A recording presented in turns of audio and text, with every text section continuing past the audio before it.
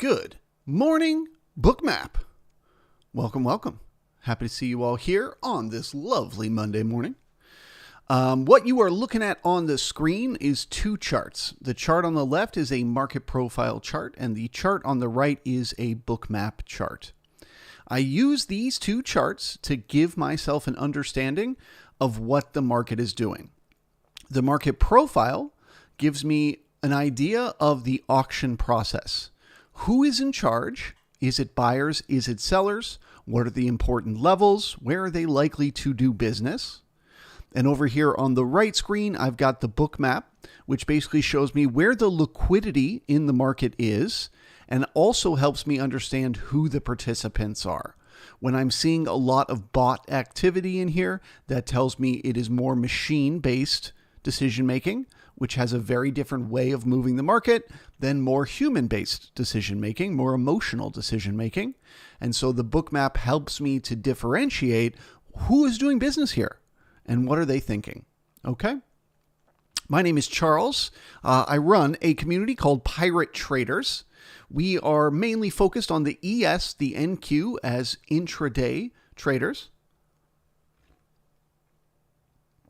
And of course, we study the two-way auction process and the way that the market moves through that auction process. Okay? So to start off the day today, I just want to give myself some perspective on that auction process, right? Who's in charge of the market?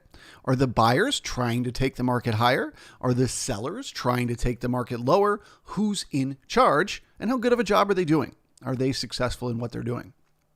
Okay. So last week, the market was pinned.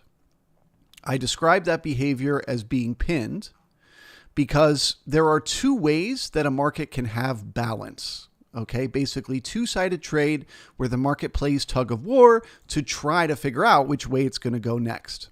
One way it can create a balance area that is essentially a range that it kind of bounces from one end to the other over and over again until it's ready to break out of that range. Or very similarly, it can get pinned to a specific level where once it moves to that level, it has a very hard time moving away. Every attempt that it makes to move away from the level, it just gets pulled right back to that pin again and again and again. Okay? So because of what the overnight did, because of the way that the regular trading hours was able to break away from that pin on Friday, but then over the weekend, those traders brought it right back down in the direction of that pin. To me today, the highest probability is that the market will at least test 45.65, which is that pin. Okay? The fact that there was also a weak reference there on Friday just further increases the odds that at some point today, the market's going to want to test 65. Now, from a position of being pinned, anything can happen once it gets to 65. Okay, once it gets there, it may just bounce and turn around and head right back up. We may get new selling that takes the market lower, or we may just spend the rest of the day grinding around right around 65. Okay? But let's take a step back and let's do what Jim Dalton calls the top-down approach. We'll start by looking at the monthly candlesticks, then the weekly, then the daily, to try to give us some insights of what to expect this week. What could the market be doing? And depending on what it does, how will we know which of these things it is doing? Okay, so starting looking at the ES here on the monthly candlesticks, this basically just shows us very, very long term, what is the pattern of the market? What is the market trying to do? So very quickly, I see we made all-time highs. We had a pullback in price where we had to balance off some of this excess that we made. The market then went sideways for about 2 years. As crazy as it seems, or a little over a year. Balancing, okay? It then began the process of breaking out of this balance area, this area where it was having that two-sided trade, that tug of war for the year that it took, right? It finally started to break out of there. Well, then the market came back down. Again, this is on the monthly time frame, came back down and tested that breakout. They found support. That is bullish to see. So on a monthly time frame moving into December's candle, I'm expecting to see one of two things. Either this momentum continues to the upside, in which case the target becomes the previous all-time highs again on a monthly. I'm not saying we're going there tomorrow. I'm just saying on a monthly basis, as long as this momentum continues this month, the target is the all-time highs. Okay? If we do not get the momentum to continue this month, if we start to pull back, well, then guess what this becomes? A balance area on the monthly time frame. Okay? And just like this balance area here on the monthly time frame, if we fail to go higher and we turn around and start heading back down, that would be extremely bearish. That we need to head all the way down to the 4,200 area looking for buyers there once again. Okay? So basically it would be this right here. This month where we looked above the balance and we failed and we couldn't take it lower. Well, it may have taken over a month, but we got down there to that opposite end of balance, right? Same thing down here. Once we looked below that balance area low on the monthly time frame, it may have taken 3 months, but we got back up to that opposite end of balance. So that is what I'm saying is we are getting in the beginning of December here. If this market wants to keep going, if it wants to head up and test those all-time highs, it needs to find support and keep going now. Okay? Because if they start to pull back down, it significantly increases the odds that we're going to be in balance. Okay? So that's the monthly time frame. Let's zoom in and take a look at the weekly and see if there are any other insights that jump out at us. The weekly can show us a lot more information than the monthly can. So let's look for some more detailed signals here. Okay? So once again, talking about balance and excess, if we're looking to balance off the excess on the weekly time frame instead of the daily time frame. So you can see we have 1, 2, 3, 4, 5 weeks in a row where the market has just gone straight up. It's made higher highs and higher lows every week for 5 weeks straight. Okay? That's momentum. That's excess. The market cannot do that forever. It cannot just go straight up and never, ever come back down. At some point, it will need to balance off this excess. There are 2 ways that it could do that. One way is it can push to a higher price and then just spend enough time balancing at the higher price to take the market higher. That is absolutely possible, right? It is possible that we are forming sort of a channel and building momentum by just bouncing around at higher prices, by just spending enough time up here to convince enough people to get bullish to continue the momentum, right? It is certainly possible. However, that is only one way to balance off the excess. There is another option, which is pulling back with price, okay? So if price were going to pull back down to balance off the excess, again, we're talking about on a weekly time frame, so over the weeks to come, they would be heading down to 44.40. So right off the bat, I'm thinking to myself, there's a lot of pressure on the market to hold this momentum, to hold this pin, to keep the market up here at these levels. Because if it starts to pull back and we make a lower high on the weekly, we are almost certainly heading to 44.40, right? But if we do that, if on the weekly time frame we head back down to 44.40, well then on the monthly time frame, we're increasing the odds we're heading down to 4,400 because that is the opposite end on the monthly time frame. Okay? Or 4,100. Okay? So if the market wants to balance off this excess with time, they got to stay up here and use time. As soon as they start to pull back, it means the market needs that larger pullback. Okay, great. Now let's look at the daily time frame. Okay, so we can see that channel on the daily time frame. We can see that the market has been balancing up and to the right using time. This is a version of time. Sometimes they go literally sideways, and sometimes they make a channel. It could be a channel down or a channel up. Okay, where the market is moving in a balance area, it's just at an angle. It's not a perfectly flat balance area. So that's what we have here. That is bullish to see, right? That is a sign that more and more buyers just keep stepping in. Every time the market tries to pull back, those buyers are stepping in. Okay. So on a daily time frame, I would choose to draw a trend line from the low of the 16th to the low of the 30th. And the reason is, if this is balancing as a channel, okay,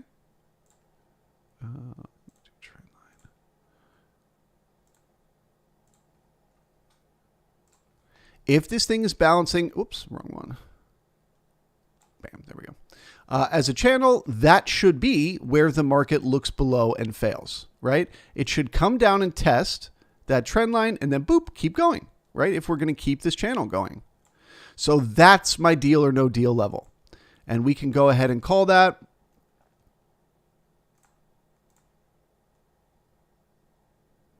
around 45.55. Okay.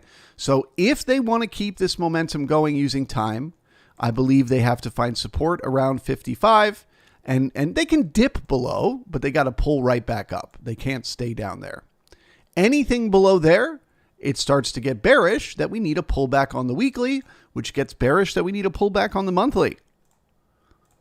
Okay, so now let's zoom in even more and look at the market profile chart and put that into context. Okay, so that area, which is where that trend line is waiting, is right at an area that we marked yesterday on Friday as a chop zone low. Okay, that is this node right here around 45.55 that should act as support for the market.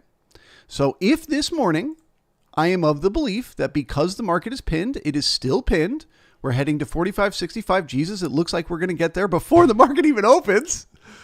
Bastards, so no trade to be taken there. But anyway, if I think the market is heading to 45.65, it would make sense to me that that is just a move to test this support at 55 and see if they can hold that trend. Can they hold that momentum? Right? So let's see what happens.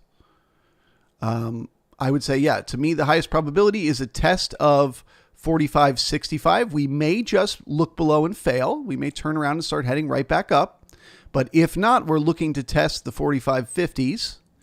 If that breaks and the market starts to head for Thursday's low at 45.43, that would be bearish to see. And that would get me bearish. If we push below that low at 43.45 and got new selling down there, well then, kids, I'm as bearish as can be, right? Now I'm starting to think about needing to balance off the excess using price. So the first target becomes the repair of the weak references down to 4,500, then the backfilling of the gap down to 43.39. Okay? So it's all one step at a time. If the market can get down there to the pin, to 45.65, and then turn around and head back up, great. I can get bullish again. No problem, right? But first I need to see that happen before it's going to convince me that we're not pinned. Okay.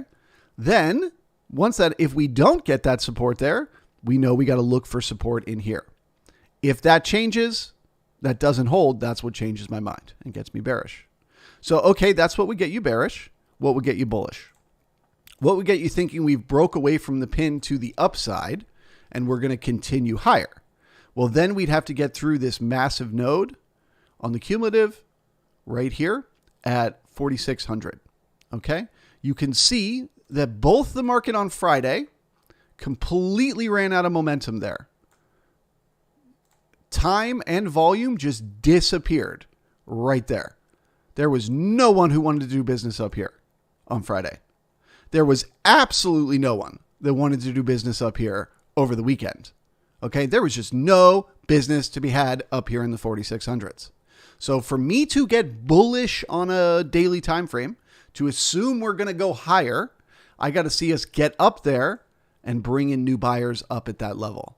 Anything other than that today, I assume we're pinned. We're heading right back down to 65. So we push up, we come down. We push down, we push up. We push up, we come down. We push down, we come up. That's what I think is happening until new buyers up here or new sellers down here. Okay. There it is. There it is.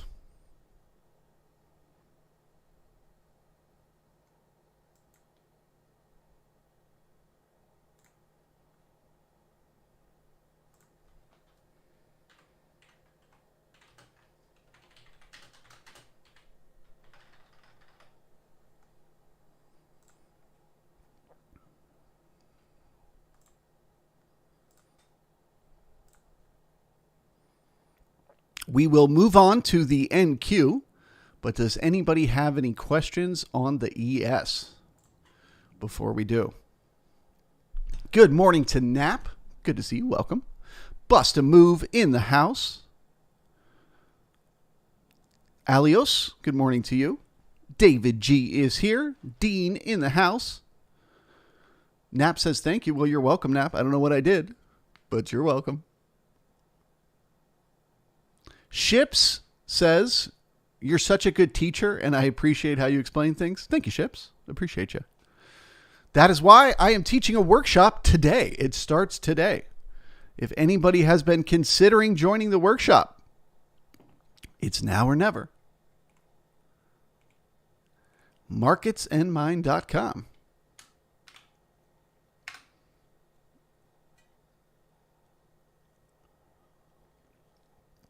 Good morning to Laura. Trader Ned in the house. All right, so no questions on the ES, I take it. Everyone's up to speed. Pinned to 65 until proven otherwise. Fantastic. Let's take a look at the NQ.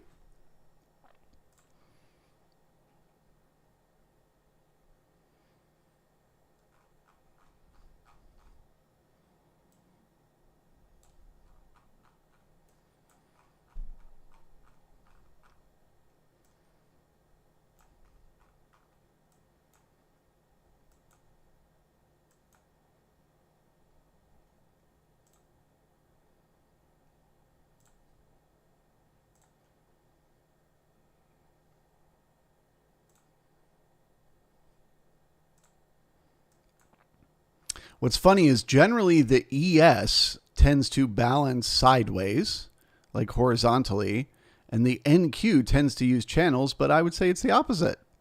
I would say this last week it was the ES using a channel and the NQ using a good old-fashioned balance area.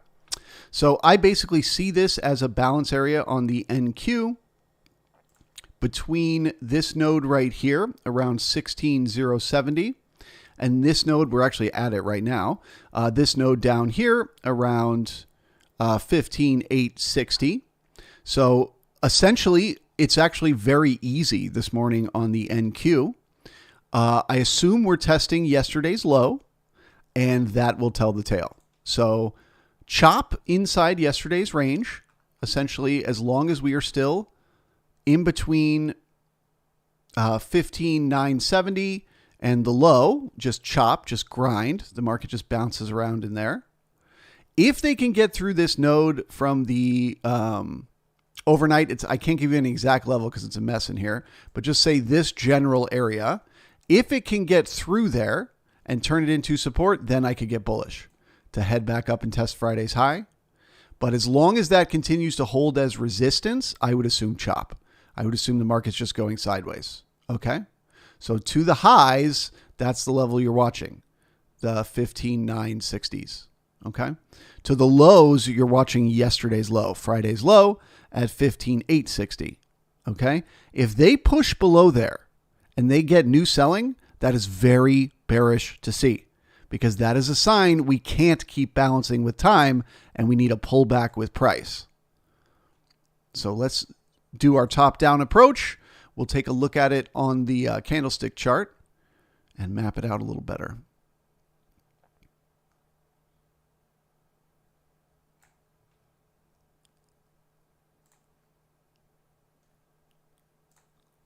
Yeah, that's just a straight up balance area.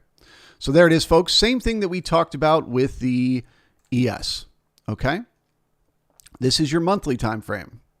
I could probably lose that fib. Okay. This is your monthly time frame. Same exact thing. Where is the NQ right now? It is sitting pretty right at a high of a balance area. So either we open this week and we keep this momentum going, again, testing all-time highs, or we fail. And if we fail on a monthly time frame, we're looking for a pullback all the way down to 14,400. Okay? Now let's zoom in a little bit and we'll take a look at the weekly chart. So same, dude, they're almost identical to the ES. So same thing. If they fail on the weekly time frame, if this week's low gets below last week's low, which is Friday's low, or actually, no, sorry, I misspoke. Ignore that. Just below last week's low, we'll look at which day that was. That getting below that low is making a new low on the weekly time frame. That increases the odds that we're heading down to 15,300. So the market failing at the lows is bearish for a big pullback. Okay. Now let's zoom in on the daily and figure out exactly which day that is. Yeah, it's as good as Friday's low. It's really Thursday's low, but yeah. So if they break below Friday's low today and they start to spend time down there, that is bearish for a big pullback. Now they can look below. They can poke down, spend a few minutes down here and then pull back up. That is okay. But if they stay down here, if they spend any significant amount of time below Friday's low, that is bearish for a pullback. Okay. So both markets, today is the day. The buyers either have to hold this thing up or we're going to get a bigger pullback in the market. And it makes sense, right? Last week, everybody was waiting to get to Friday. They were waiting for those options to expire. They were waiting to hear what Powell had to say. Those options have expired. He said what's going to be said. Now the market is ready to pick its new direction. If they break the lows today and they start to spend time and bring in volume, the direction will be down.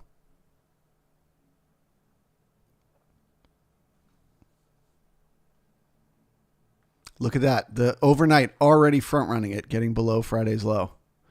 But bearish to see.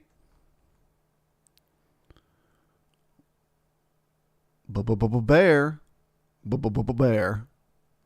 There they go again. Dude, liquidating before the market opened. Beautiful.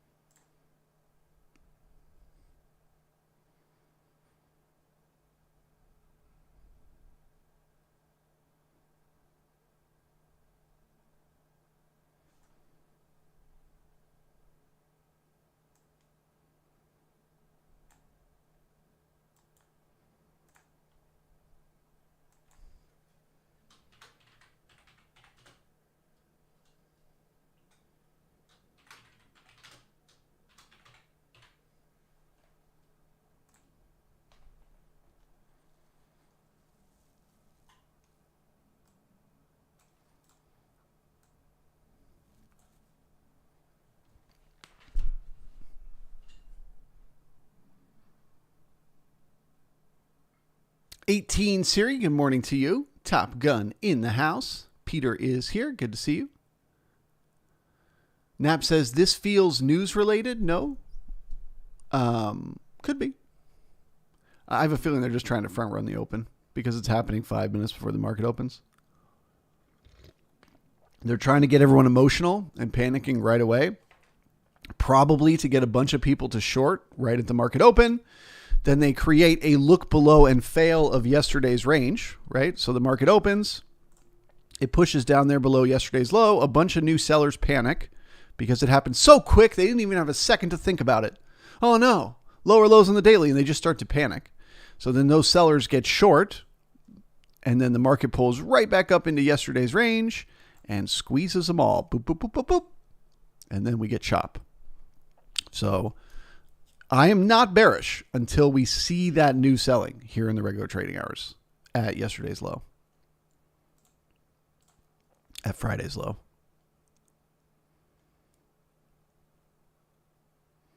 Because it could all just be a game to get you emotional and take your money. Boy, do they love to do that. And they're very, very good at it. Good morning to Ken and Pavel. Welcome, welcome. We got 104 people hanging out, but only 23 thumbs up. So, you guys hate me? You guys hate me. That's fine. That's fine. I can take it. I don't need your likes to make me feel better about myself.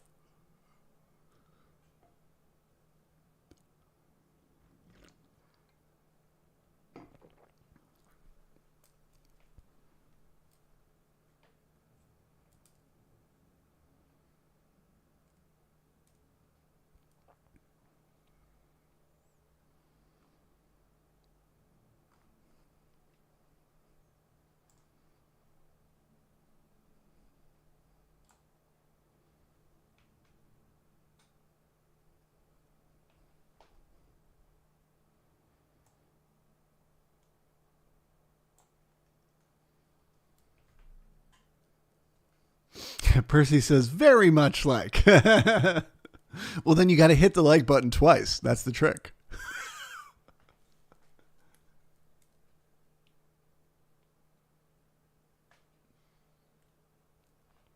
That Sax guy says, got short at the session open. Well, the session hasn't opened yet. You must be in Europe.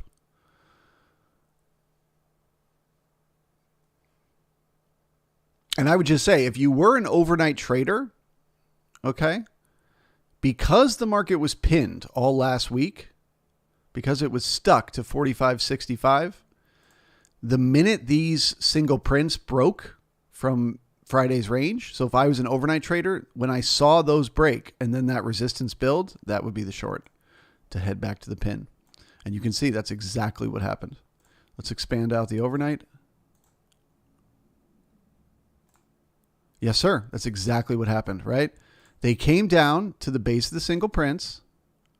They fought a good fight to try to turn it into support. And when it broke, market went lower. So that would have been the level of interest.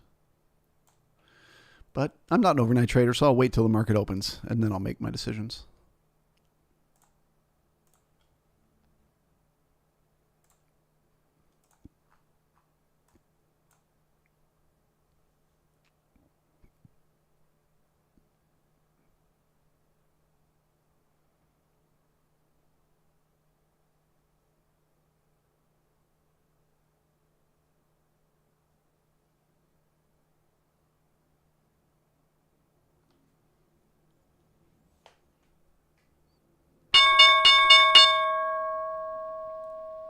All right, the market is open. So we are opening inside the previous day's range. That increases the odds of chop, meaning the market just goes sideways and grinds around for a few hours, trying to decide where it's going to go next. For me, here on the ES, that chop zone is going to be basically from Friday's low up to this node at 45.95. And on the NQ, basically from the opening price up to 15.960s. Okay. So as long as they're in between there, the market will just chop around. It'll grind and grind and grind. But if they get below Friday's low and we get those new sellers, we become bearish. If we get above this node right here at 95 and we find new buyers, we get bullish. In the middle, I do not diddle. I'll let them chop around and squeeze as many traders as they can. And the fact that we just had this big move pre-market tells me they're probably going to do some squeezing here.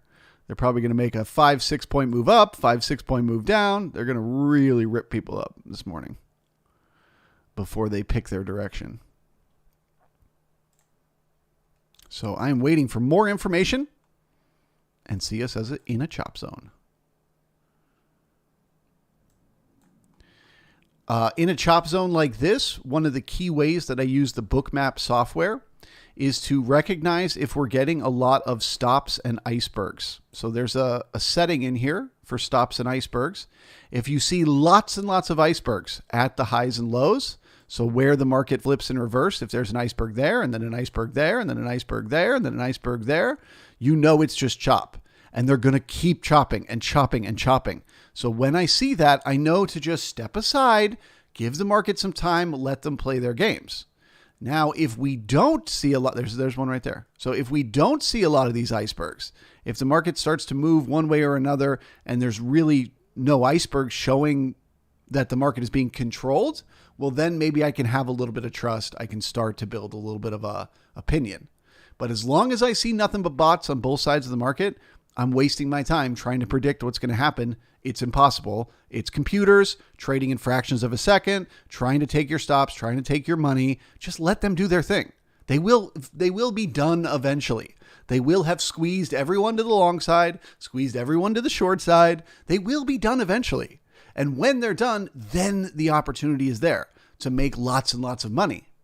Okay, Charles, I hear you. I don't want to mess with the computers. I don't want to trade against these high frequency, trading in a fraction of a second machines. I want to wait until the market gives me a better signal. What is that signal? Breaking out of the chop zone.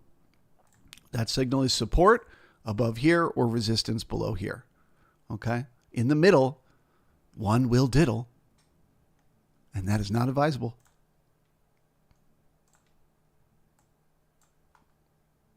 So what are we saying, guys?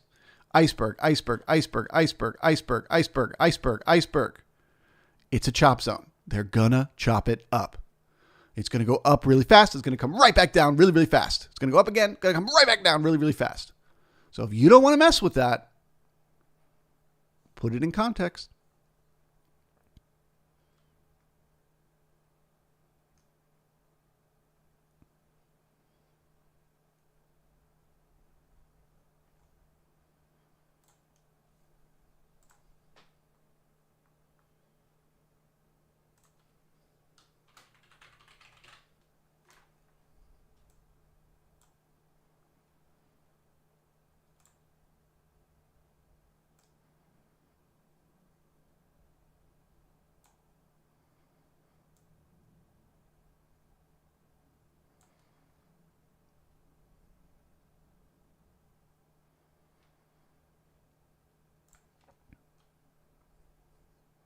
It's a chop zone, and they're chopping it up. Okay, so I'm looking for potential resistance right here around 45.78 and then up around 45.85. I'm seeing some previous resistance on the cumulative right here, as well as from Friday's range right here. And then we just literally just liquidated straight through it just now in the overnight, so that's not very helpful. But there's some potential resistance there. So in a chop zone, I always want to be aware of what is the first spot the market could flip in reverse and come back down, because that'll tell me if we're chopping, right? If we get to the very first spot of resistance and turn around and come right back through the open, well, then it's definitely chop, okay? If not, we test the next resistance. The next resistance is much stronger because it is a combination of this node of volume from the overnight, okay, and all this time from the overnight, and the importance of the fact that that was where the market broke higher on Friday. So the market got itself overly long on Friday and had to come back and fill that in. So does that now become resistance for the next move down? Okay, let's wait and see.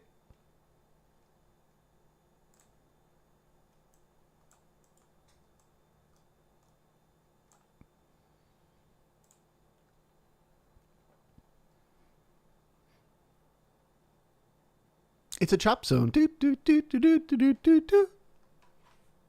It's a chop zone. Any questions at all for me from the chat? We got 147 people hanging out.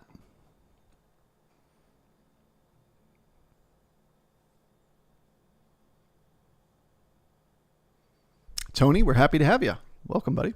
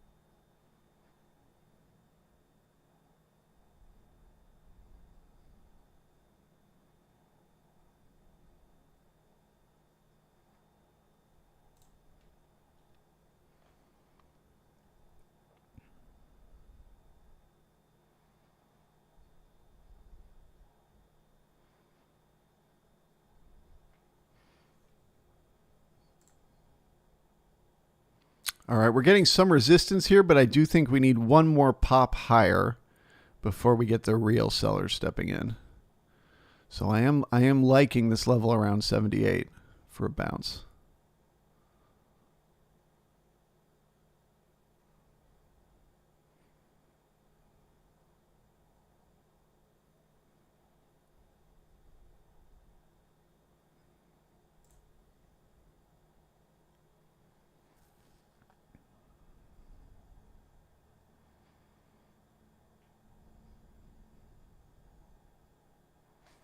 So we're about to see some shenanigans here from the market. You can see the liquidity at 75 has been getting darker and darker. Well, now they're disappearing already. It's been getting darker and darker and darker. They have been piling in liquidity there, trying to scare the market away. But because it's not working, they're going to disappear it. It'll just poof, disappear. There it goes. Lighter and lighter and lighter. You can see it turning to orange. And soon it'll be completely gone. And then we'll get our little pop. Boop, there it goes. So now we'll push up and test that resistance. Shenanigans.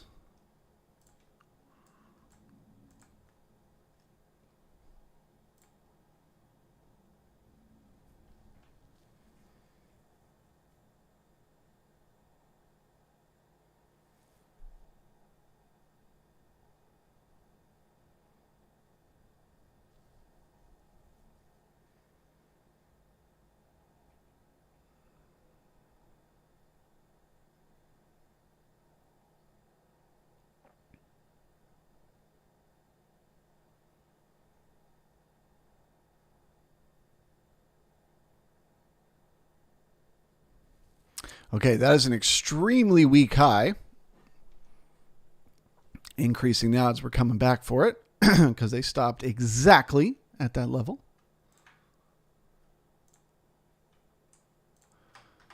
All reminiscent of a chop zone.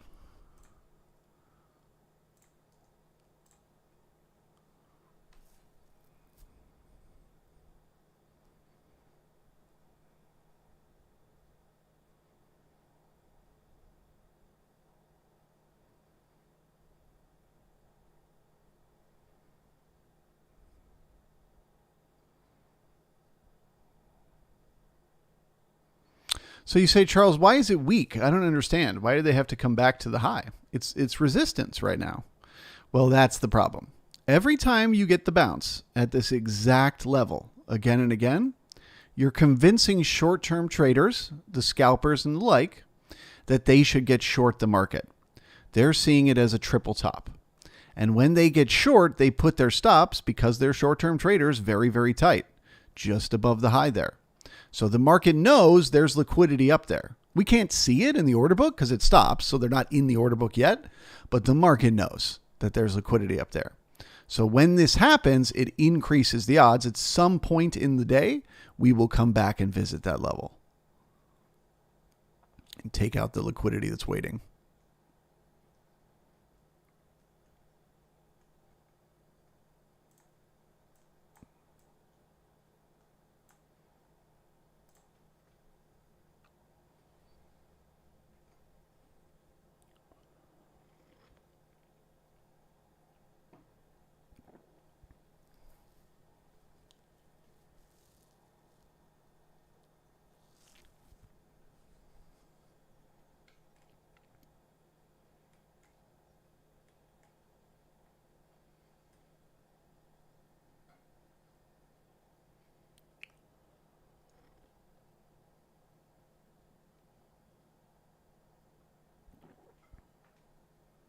Michael, good morning to you. Welcome.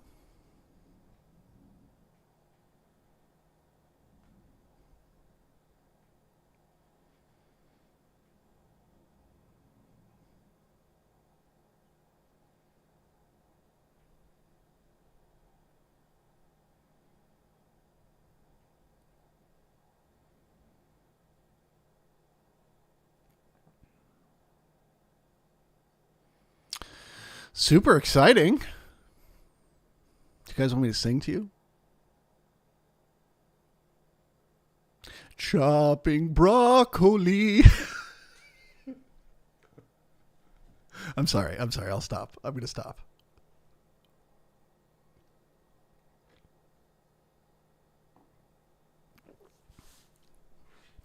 All right, there's the repair of the week high. So now what we're looking for is taper in price and volume.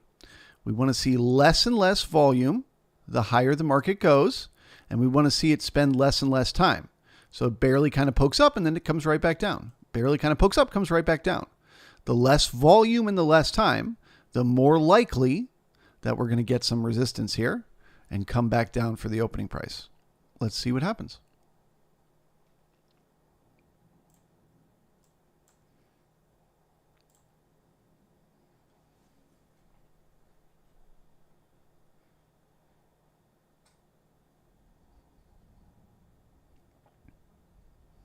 Okay, so first push, very little time, very little volume. That's a sign that there's resistance waiting. There are sellers waiting up here.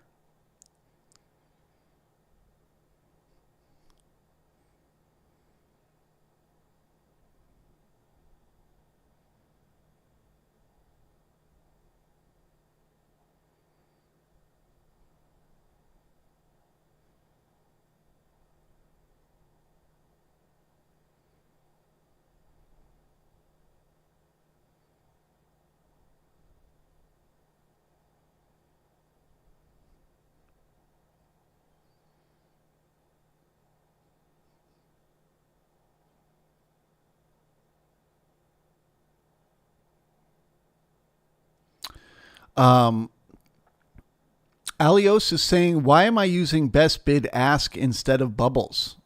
It's a great question. I find the bubbles to be distracting. I find it to be confusing. So I have my settings set up so that the bubbles only pop up when there's a big imbalance. When there's way more buyers or sellers, then I get that bubble.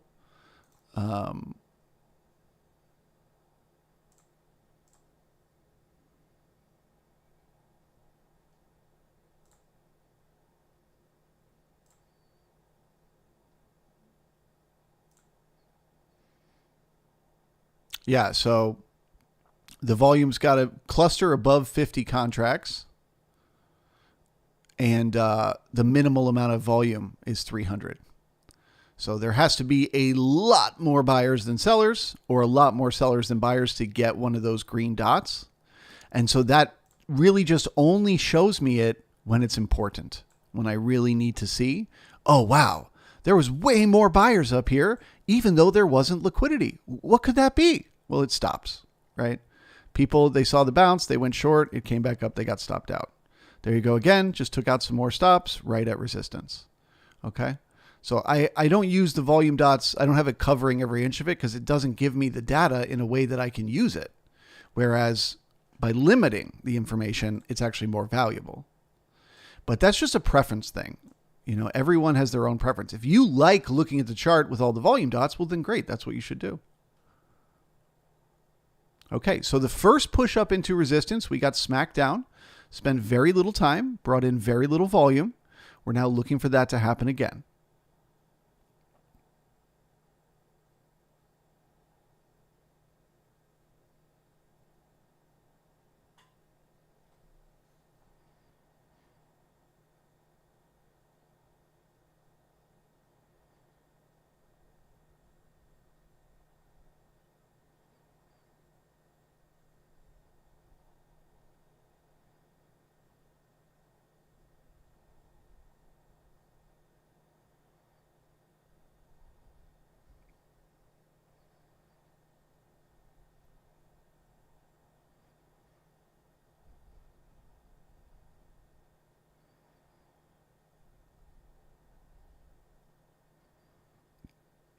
So we see the shenanigans are happening here again.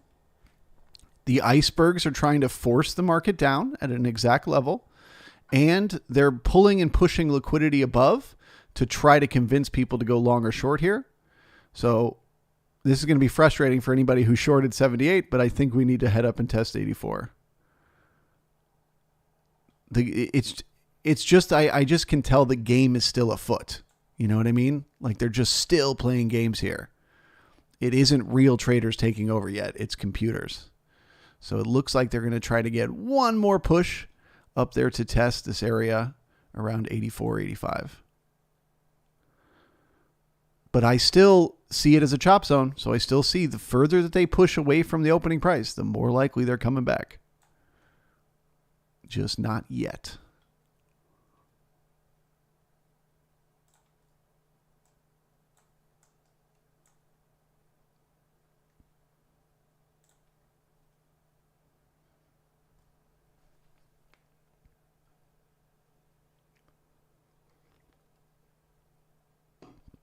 Ken says, Q, please. Let's take a look. Oh, bearish. Bearish, guys. Plain and simple. You got lower lows on the daily. You've now got lower lows on the weekly. This is that scenario that is a pullback on the weekly time frame. I'm not kidding. That's bearish to see. So I'm straight up red banner bearish on the NQ as long as they're below the opening price. Now, if they're able to pull back up and they don't get resistance, I would assume there'd be resistance waiting right here around 60. Okay. If they pull back up and they don't get resistance and they pull back through the opening price, well, then I'm wrong. And we're going to go sideways the rest of the day. But as long as they are below that opening price, this is bearish to see. And you're just going to convince more and more and more people to go short the more time you spend below that opening price.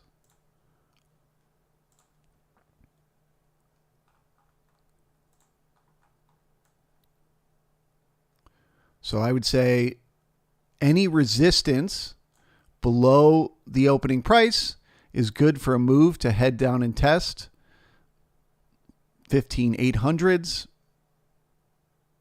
Yeah, like somewhere between 15,815 and 15,790. That area down in there. New selling down there would be very, very bearish as it would get us back into a previous gap. But for the moment, I'm bearish just to test that area and see what happens.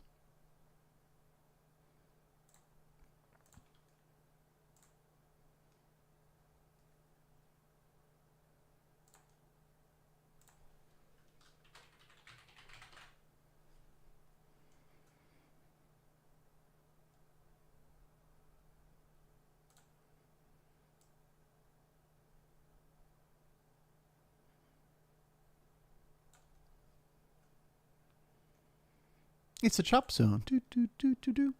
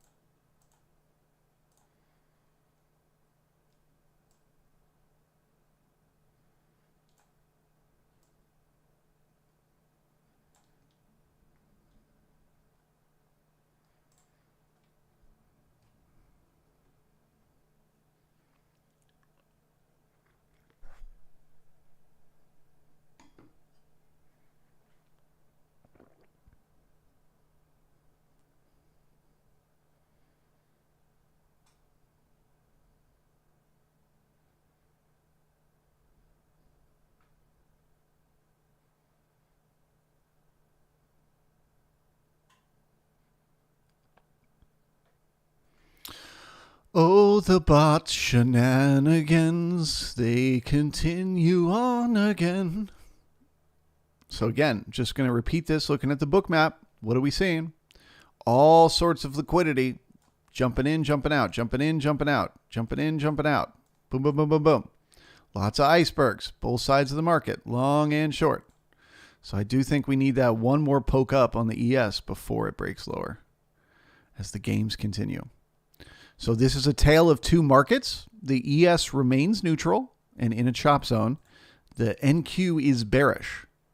So as always, when the two markets are doing opposite things, you want to have a little more caution because it means the read will be a little bit harder.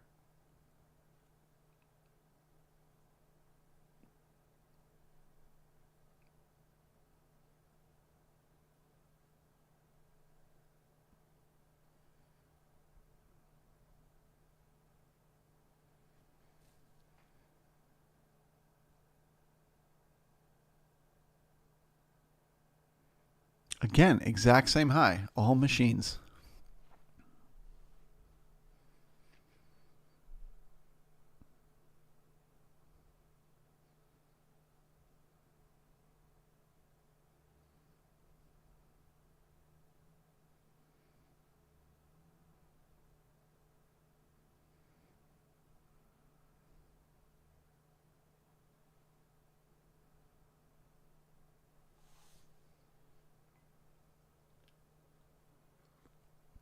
Shk 230, welcome. Good to see you. Floyd says, last week it went down on week, day, 4 hour, and hour with MACD and stochastics down and then bounced to new highs. I would describe last week as a balance, right? So it wasn't momentum. It was just balance.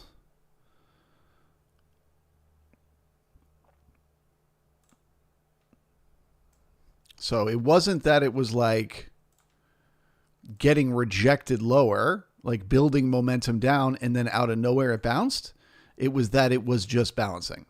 It was just pegged to a certain level. And when it went down, it got pulled back up. And when it went up, it got pulled back down, and so on and so forth. That's the way I see it. And by the way, how I still see it to this very moment. I still think as of now, we are pinned to 45.65. As I've said, to be convinced we're not, I either need to see new buying up here above 45.95, or I need to see new selling down here below 45.60. Otherwise, I think we're just still pinned. And will remain so as long as the market needs to be.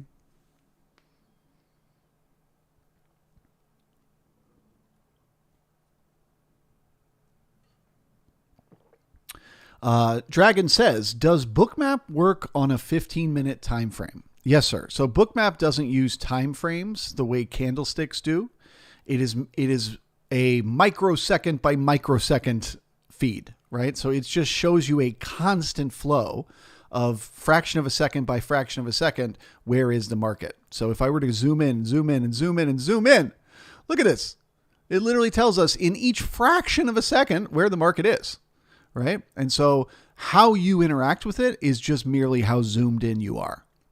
If you zoom way out, you can get perspective over what it's been doing over the last few days.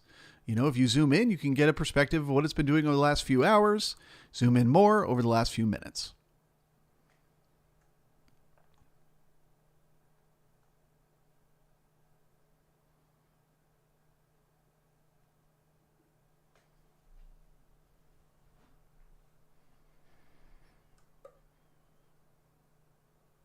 This is an absolute mess. Okay, so now we're going to test the halfback to see if it can hold as support. The halfback is at 45.72. That's essentially a 50% retrace of the range of the day so far. That is often a level where if the market wants to break out of chop, if it wants to stop doing the grinding around, it will find support or resistance at the halfback first. So if we had poked up here and tested the resistance beforehand, I would have assumed the market was going to sell off and go lower, right? But if we come down and get support right now at this very moment at 45.72 first, we first get the support there and then we head up, it is less likely that this resistance will hold. So let's see what happens. So if the support holds, that's a little bit bullish. If it breaks, more chop.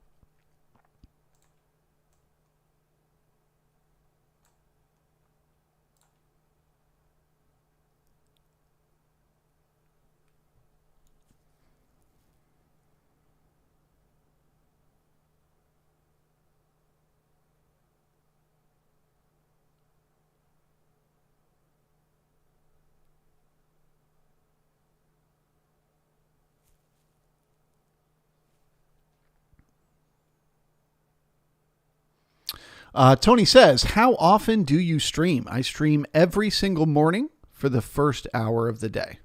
So from 9:30 to 10:30 every day, Monday to Friday, every day.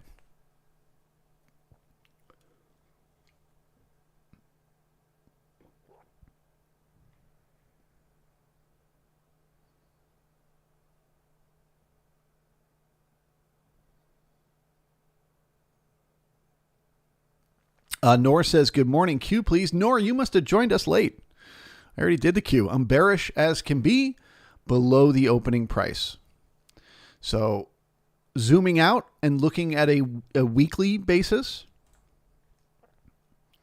the NQ has been in balance. Okay. It's got a balance area. Today, if it breaks lower, the first thing you're doing is testing these lows right here. Okay.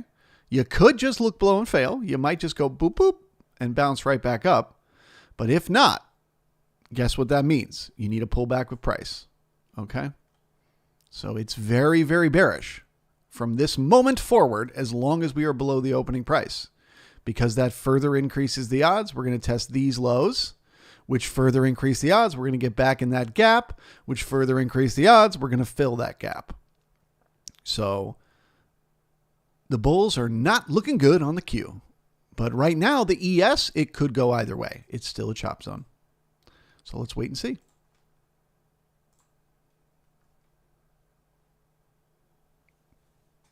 Okay, no support at the halfback on the ES. That increases the odds that we're heading back through the opening price and that the chop will continue. Remember, once we push through that opening price, we are then looking to test Friday's low.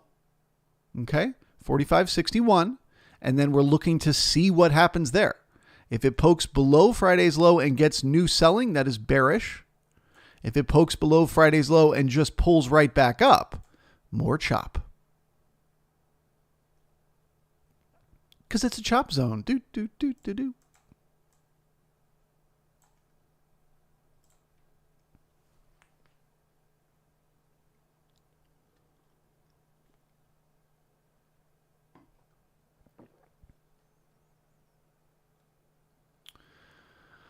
Dark Slayer says, how many trades do you take a day?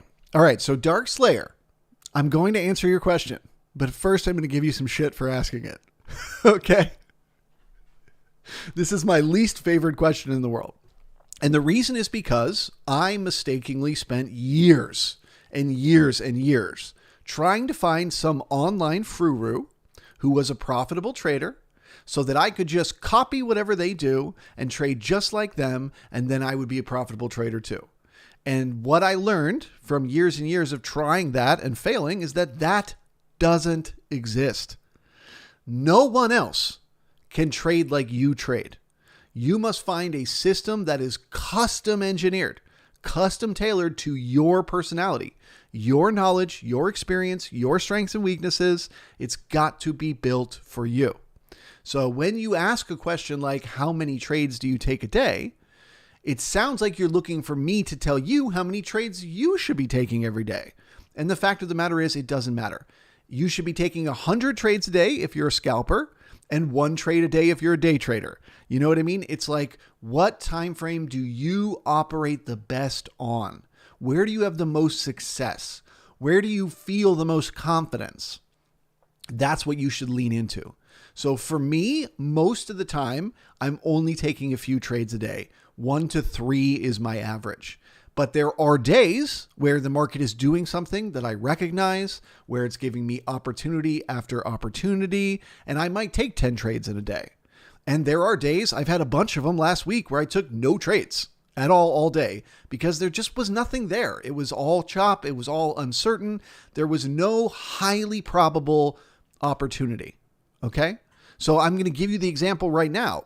Yesterday's low is one of those highly probable opportunities. If the market pokes below yesterday's low, which I now believe it will, okay, and it comes back up and it turns that into resistance, that is a high probability opportunity. Okay, why? Because the odds are, for all the reasons I've talked about today already, right, having to do with what the market has been doing over the last few weeks, odds are that if we get below yesterday's low and we get resistance, the market is going to go lower. It just is. It is the highest probability thing to happen. What's cool about that is it is also an excellent place for a trade, because you know immediately if you're wrong. If the market pushes below yesterday's low and it comes back up and it's getting resistance and you choose to get short, you can use a very tight stop. right? You don't have to use some big massive stop because you know instantly you're wrong. If the market pulls back up into yesterday's range, well, then you're wrong. It's not getting resistance at yesterday's low. So that's what I look for, is when does the market give me an opportunity where there is both high probability of the trade working and a way to enter the trade, a way to get into a trade where I'm taking as little risk as possible, where if I'm wrong, I can immediately get taken out of the trade and I don't have to sit in pain while I lose money hoping the market will work for me, right? So I can't predict how many of those opportunities there will be in a day, right? Maybe we push below and we get the resistance. Maybe we don't. Maybe we look below and fail and I can't get into that trade at all. Or maybe we just chop for the next few hours and I get so bored, I'm like, fuck it, and I walk away from the market before it even gets down to yesterday's low, right? Who knows? I can't know when the market opens how many opportunities it will give me that day. All I can know is, what are those opportunities? Where are the places where I have an edge understanding what the market is doing and I have an edge in entering a trade where I'm taking minimal risk and maximal opportunity for gains, right? So again, just to zoom out a little bit and put this into perspective, if I was going to short yesterday's low, okay, I could put my stop just above halfback. So that's going to be about 7 points of risk to get into that trade. Now, again, I'm not saying this is what's going to happen, but it is very possible that that could take us all the way down to repair these weak references. Okay? So risking 7 points to potentially make a trade of 70 points or 60 points, right? That is an excellent risk reward. So I would rather, as a trader, sit around all day with nothing to do, waiting and waiting and waiting and waiting for an opportunity like that to come. And then that's when I take action. And if it happens that I'm wrong and the market dips below and it fails, it pulls right back up, it comes through, it takes out my stop and I lose money, that's fine. That's totally fine. I'll still take the trade the next time and the next time and the next time. Because even if I have a few of them in a row that lose, the one that works, the trade where I actually get down there and I make that 60 points of profits, will pay for the 2 or 3 or 4 losers that I had before that. But I can never be in that trade for that 60-point move if I can't take action when the opportunity presents itself. So that is sort of my trick. My trick is doing nothing until the absolute right moment and then doing everything and then instantly jumping in without hesitation, without reservation. The moment the market gives me an opportunity that meets my criteria, I just get in the trade. And so that's the juxtaposition of being a trader, is being able to be patient and wait for that opportunity. But then once that opportunity comes, not to hesitate, to take action, to get in the trade, to just act when the market tells you to. I go over all of this in depth in the Mastery of Markets and Mind workshop, which I begin teaching today at 11 a.m., 1 hour from now. So if you've been thinking about joining, head to marketsandmind.com and sign up now. If not, you'll have to wait a few months for the next one.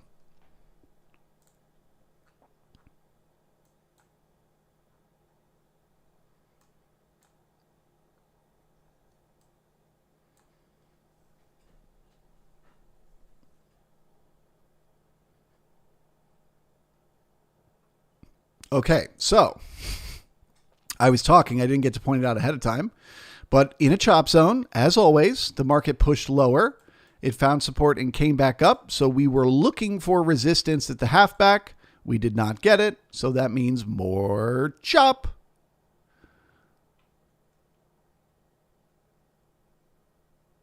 Chopping broccoli.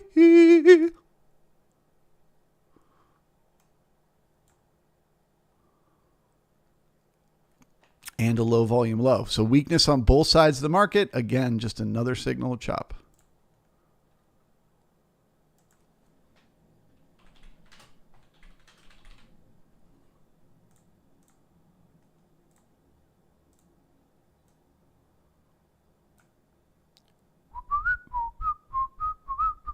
And you say, Charles, how could you have known it was going to chop like this? Was there any signals that you could have got from the market that it was going to be a real pain in the ass this morning? Yes, sir. There was. Stops and icebergs. As I mentioned, when you have Bookmap software and you pay that little bit of extra money for the stops and icebergs indicator, you have the ability to see when the game is afoot. To see, is this real buyers and sellers that are trying to move the market higher and lower, or is this just computers playing games? And the gameplay continues in the chop zone.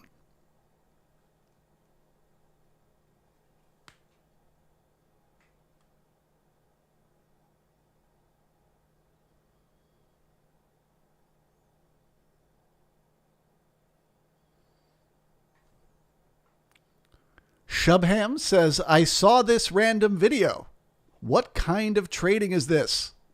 What we call this? Okay, so in terms of trades, I just am a discretionary trader. So I just trade when I see an opportunity. I don't have any exact system for entering trades. I have an exact system for understanding the market, for knowing what the market is doing. When I feel confident, I know what the market is doing, and it gives me an opportunity to enter a trade, I enter a trade. So that's just discretion is what I use. As far as the system, it is called trading the two-way auction process. So that is essentially looking at the market, not as fundamental data or as this or that or the other thing, but just purely looking at the market as a mechanism for buyers and sellers to compete with one another. Okay? And the software that you're seeing on the chart on the left is market profile software, which is basically the same as candlesticks. It just puts the information in 3 dimensions, right? So if I were to go to a candlestick chart right now for the ES, and I were to put it in 30-minute candlesticks, okay?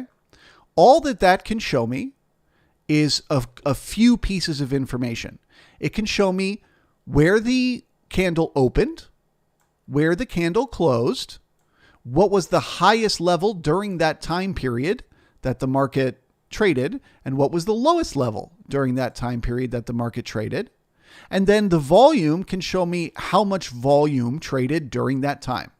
So I know where they started, I know where they ended, I know how high they went, how low they went, and how much volume in that total time period. And that's great. That's wonderful information to have. But it's kind of limited, because I don't really know who's doing what at the different levels within that candle.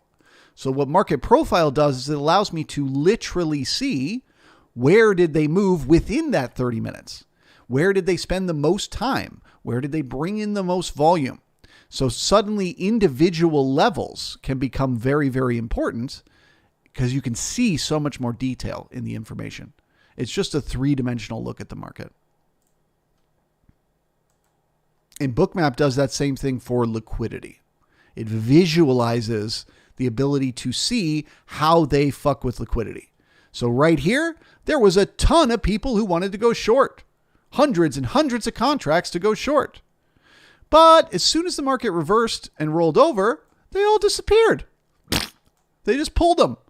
Nope. And then right here, they tried to push back up. They put this iceberg in. They tried to build support there, and they threw some volume up here to be the magnet to tug it. But when it didn't work and it pushed away, they disappeared it again. Right? So that's just information that I can use to understand what's happening. The market never really wanted to go short at 45.80. It was all just a game to try to get the market up there. The market didn't really want to find support down here at 72. It was just a game to try to get you to go long. And so I can understand what's happening in the market. Even if I don't know who these bots are or what their plan is, I know when they're the ones doing the moving. And I know how to trade in those situations, which is often be flat.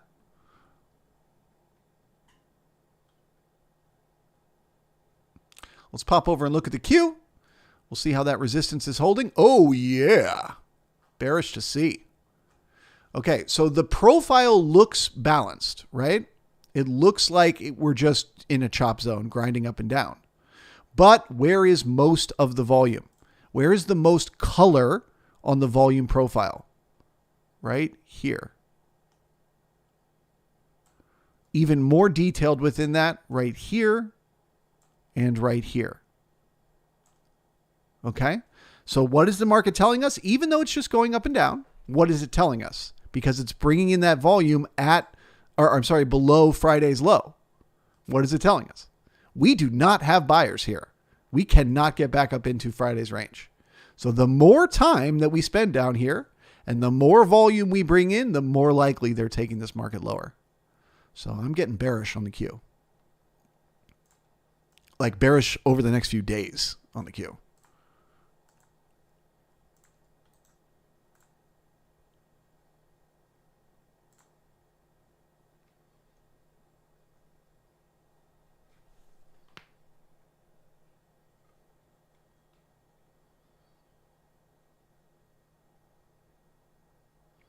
Scooball in the house. Good to see you.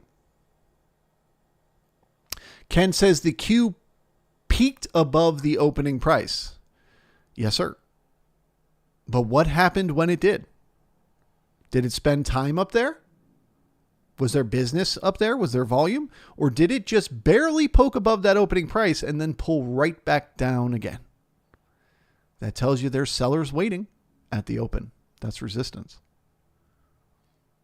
The unfortunate thing about the markets these days, they didn't used to be like this, but you can no longer count on support and resistance levels to work exactly anymore. They almost all need to push through first, then they become support or resistance. So like if I was looking for resistance at the halfback right now, I wouldn't necessarily expect it to just instantly turn around right at the halfback.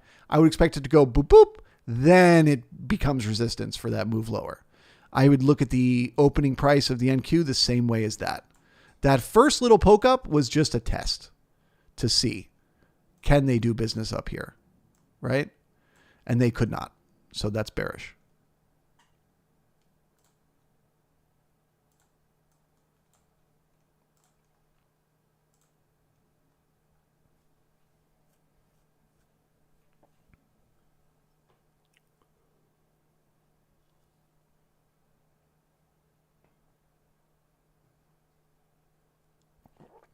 Rando says, why do sellers above act as a magnet to go higher?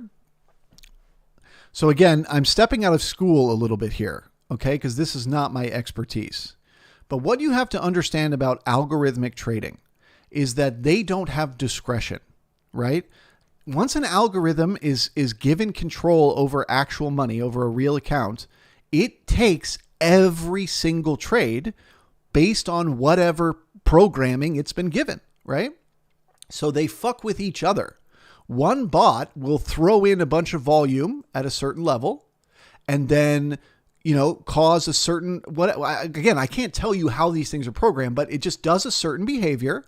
And then that triggers another bot, right? Some other bot looks for that behavior. It looks for support down here with liquidity up here because that bot is taught if it buys support, it can take profits into that liquidity, right?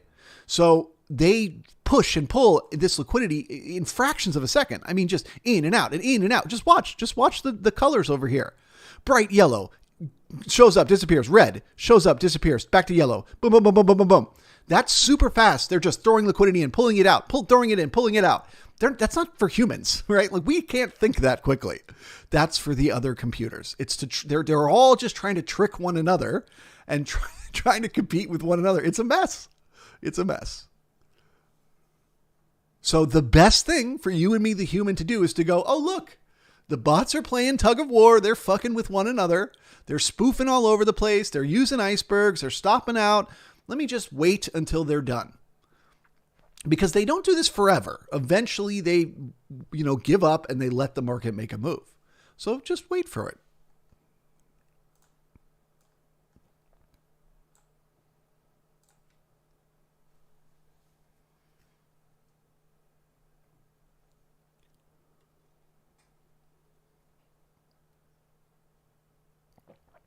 Floyd, what is spoofing? Spoofing is putting volume in the order book, not with the intention of letting it fill, but with the intention of pulling it. So you're basically putting liquidity in the books purely to trick other people, not because you really want to trade. It is technically illegal, but it's impossible to track on the ES. You could figure it out on individual stocks if people are doing it with like individual companies, but the ES is just too big of a market. You could never track it. There's literally millions of people trading shares of ES every day. You just couldn't figure out who's doing what.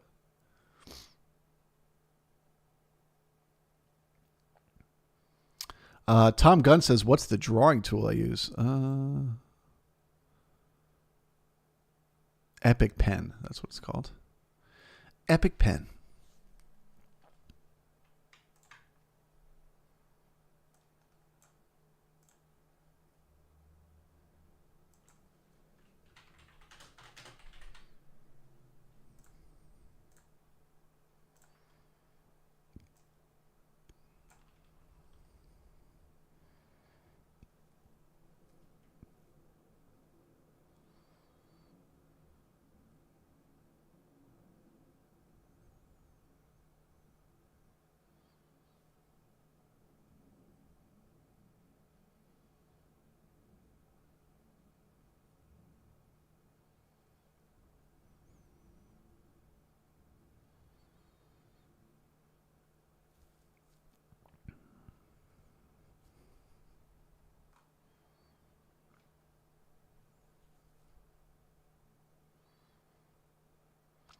Dun dun. Dun dun. Dun dun dun dun dun dun dun dun. So once again, passing through the opening price. Right now it's acting as support to a tick, of course. But passing through that opening price increases the odds. We're heading to Friday's low. 45.62. And that will be new information when we get there.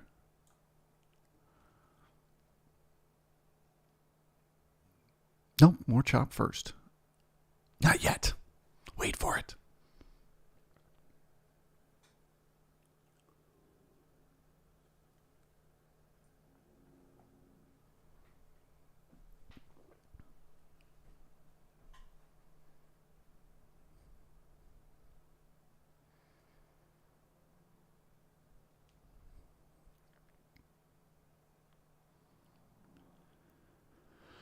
Arcade says, do you require NQ confluence for trades?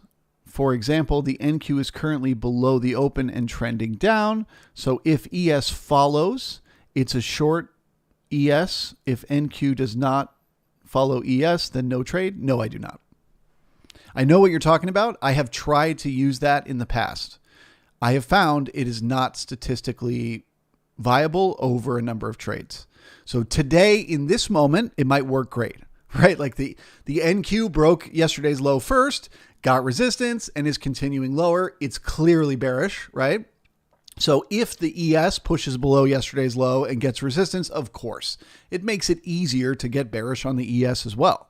But if you tried to use that as a signal to enter a trade over a series of 20 trades, 30 trades, 40 trades, you would find it's not consistent. It's not profitable. The markets are random. Sometimes the NQ can be doing one thing and the ES totally another. There is a world where the NQ could trend down all day today and the ES stays right at 45.65 and just goes nowhere the rest of the day. That is totally possible. So I don't take it into account in my trading. What I have found for me personally, it does not help to watch the NQ. If I want to trade the ES, the best thing I can do is only look at the ES, because then I become a master at understanding what it is doing, which is all I need to know. I'm taking trades on the ES. All I need to know is what the ES is doing. Okay, there's the pass through the opening price, increasing the odds that we're going to test yesterday's low. We are creating a poor low, so we may get one more bounce. Gotta love it, but the odds are now much higher that we're going to test 62.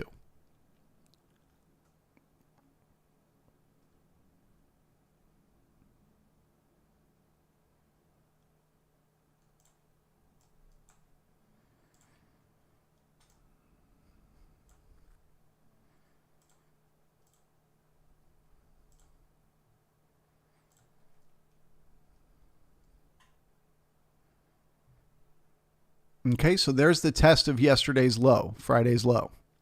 So now we have lower highs and lower lows on the daily time frame. That is bearish to see. So now the question becomes, we know we're going to balance off the excess, right? So now because we made the lower low, we know we're either going sideways or we're going down. So now we got to figure out which of those two is happening. Resistance at yesterday's low tells us the market is going lower.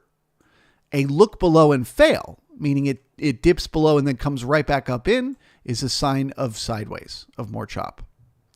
So I would say I am now bearish on the ES as long as we remain below the halfback. As long as we are below 45.70, I assume it's just going to be new selling and continuation down to 45.53. 45, anywhere between 45.55 and 45.53. This area here was that trend line on the day time frame. So let's zoom back out and we'll look at the ES on the day time frame. So that's that trend line right there. So that's the next opportunity for the market to find support and turn around and head back up. If that fails, dun, dun, dun, dun, down she goes. Let's see what happens.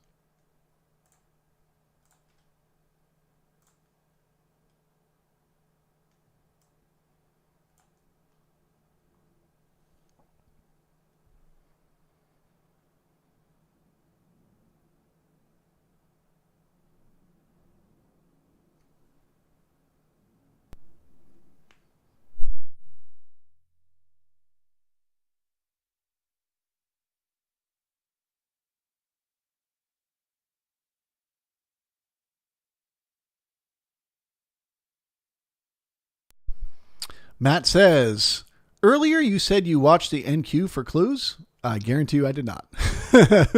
Not only do I not do that, I would openly profess against it. So I'd rewind the tape and re-listen. I must have been talking about using NQ for clues for NQ. Somebody probably asked me to give a read on the NQ. So when I'm reading the NQ, I just look at the NQ. When I'm reading the ES, I just look at the ES. At least certainly to make trade decisions. Without a doubt.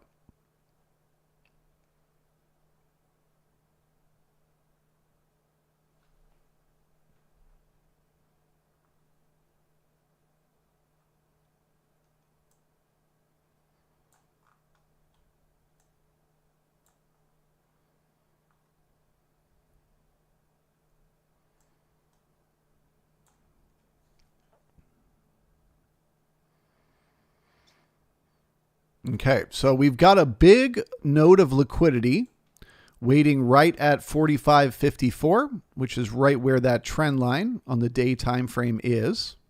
So what happens to the market as we get closer and closer to that node of liquidity will give us some insights as to what might happen there. If it continues to stay dark red like this, which is showing a lot of buyers waiting, we're likely to bounce. Okay. But as price gets down closer to it, if it disappears, if it starts to get lighter and lighter in color like it is back here, whoop, there it goes. It got a little bit lighter. We moved down a little bit. It got a little bit lighter. That increases the odds that this will be a spoof. So that's the next thing I'm watching. Potential support around 54. Let's see what happens with the liquidity.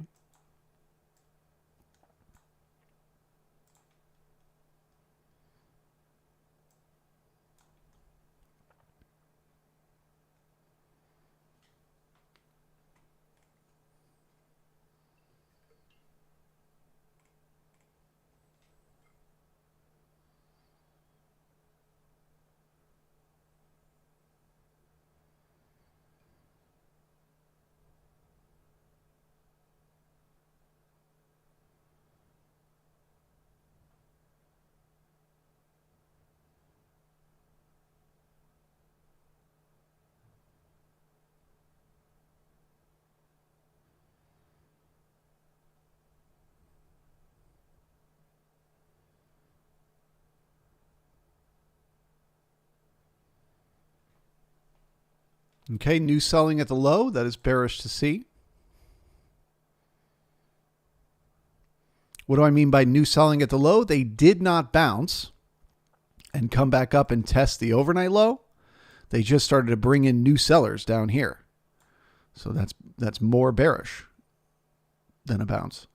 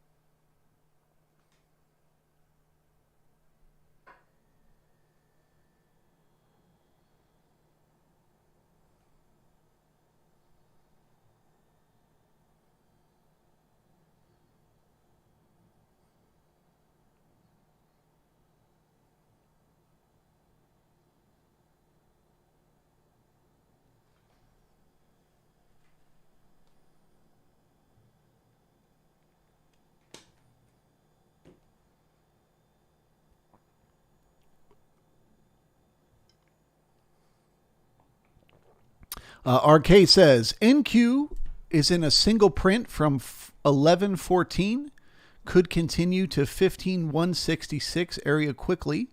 This is another confluence for me trading ES, or if just trading NQ. So again, like I said, to me, that differentiate the two. If you're seeing single prints that need backfilling on the NQ, just assume the NQ needs to backfill this, but that doesn't mean the ES is going to join.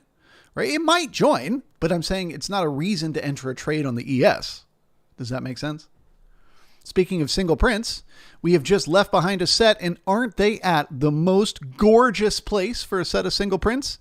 They are right at Friday's low. So we expect the market to try to fill those single prints, coming back up to test that low for resistance. If not, if we immediately break lower and we leave those single prints behind, that's more bearish to see as a sign of momentum. If we do pull back up and backfill those single prints, we would be looking for resistance at the base and continuation lower. So that is an excellent place. I'm not trying to tell anybody to get into any trades here, but if I wanted to get short, that would be a beautiful place to do it. There's lots of resistance waiting, and you can know you're wrong right away if the market pulls back up through that opening price. Food for thought. With that, I will say goodbye to everyone. Thank you so much for watching. If you like what you see and you want more, you could sign up for the course I'm literally about to start teaching in a half an hour called Mastery of Markets and Mind. It's a 2-week workshop. So it goes from 11 a.m. to 3 p.m. for the next 2 weeks. All the lessons are recorded and available to watch later if you can't, join. If you're interested in taking the course, you literally got to decide right now. Head to marketsandmind.com and then scroll on down and click on this image where it says December 4th through 15th. Okay. Literally for the next half an hour will be your last chance to buy it. Once the course starts, I take it off the site. If you're not ready, if you're like, Charles, I thought what you said was interesting, but I'm just not ready to make that kind of commitment right now. Well, then you can join the brigade. Just head on over to Piratetraders.io. Scroll on down to where it says join the brigade to start every trading day with Charles. You can click on there. It only costs $10 a month. And then you get to listen to me do what I just did for the first hour every day, Monday through Friday. So I hope you all join me either in the brigade or in the workshop. If not, I'll see you here next Monday morning on the Bookmap channel. Thank you so very much, and we'll see you next time. Ooh, the ES just created what's called a poor low. So that further increases the odds that there will be resistance at the base of the single prints to come back and repair that poor low, making it an even better trade. All right, guys, have a good day, and we will see you next week.